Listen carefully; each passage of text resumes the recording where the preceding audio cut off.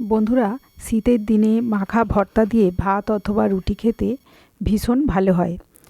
আর আজ আমি তৈরি করেছি একটা ভর্তা। যে ভর্তাটা আমি তৈরি করেছি সিম দিয়ে। সিম টমেটো আমি একসাথে ভাতে দিয়ে দিয়েছি, মানে ভাতের মধ্যে সিদ্ধ করে নিয়েছি। 6-7টা সিম নিয়েছি আর নিয়েছি একটা টমেটো, পাকা টমেটো নিয়ে ওর সঙ্গে সিদ্ধ করে আমি তুলে নিয়েছি। আর একটা আলুও আমি সাথে সিদ্ধ করে নিয়েছি। নিয়েছি কয়েকটা বড়ি ভেজে নিয়েছি তেল দিয়ে, আর নিয়েছি শুকনো লঙ্কা ভাজা। শুকনো লঙ্কাটা নুন দিয়ে আর বড়ির সাথে বেশ ভালো করে আমি মেখে নিচ্ছি।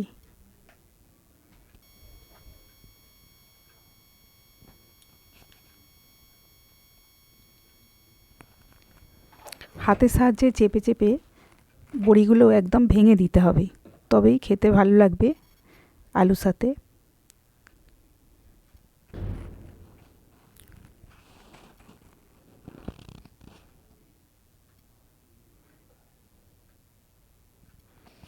একটা আলু সিদ্ধ করে নিয়েছিলাম, আলুটা আমি ওর সাথে মেখে নিচ্ছি।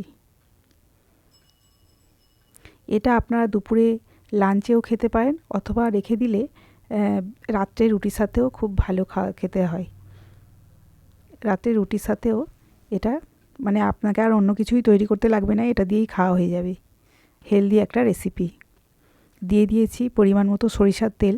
যে কোনো ভর্তাতেই সরিষার তেলটা তো অবশ্যই লাগবে, ভালো হয় সরিষার তেল দিয়ে মাখলে। আর সিমগুলো এবার আমি ওর সাথে মিশিয়ে নিচ্ছি। সিমগুলো মেখে নিলাম, এবার ওই পাকা টমেটোটা ওর সাথে মেখে নিচ্ছি।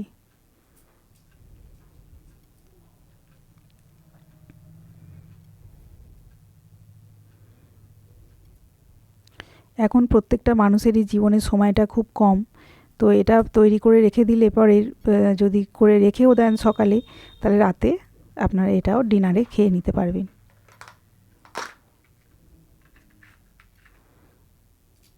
তাহলে বড়ি, শুকনো লঙ্কা, সিম, টমেটো, আলু সব কিছু দিয়ে আমি সুন্দর করে মেখে নিলাম। সরিষার তেল দিয়েছি আর নিয়েছি ধনিয়া পাতা কুচি। ধনিয়া পাতা আমি বেশ ভালো করে ছোট ছোট টুকরো করে কেটে নিয়েছিলাম ধুয়ে, সেটা আমি ওর সঙ্গে দিয়ে মেখে নিচ্ছি। অপূর্ব লাগে খেতে, আপনারাও বাড়িতে বানাবেন। কেমন লাগলো আমাকে কমেন্টে জানাবেন।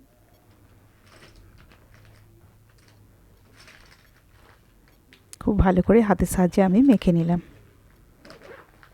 আর একটা শুকনো লঙ্কা আমি ভেজে রেখেছিলাম, সেটা আমি উপর থেকে দিয়ে দিচ্ছি। উপর থেকে দিয়ে সাজিয়ে দিলাম। ভালো লাগলে লাইক, শেয়ার, সাবস্ক্রাইব করে আমার সাথে থাকবেন।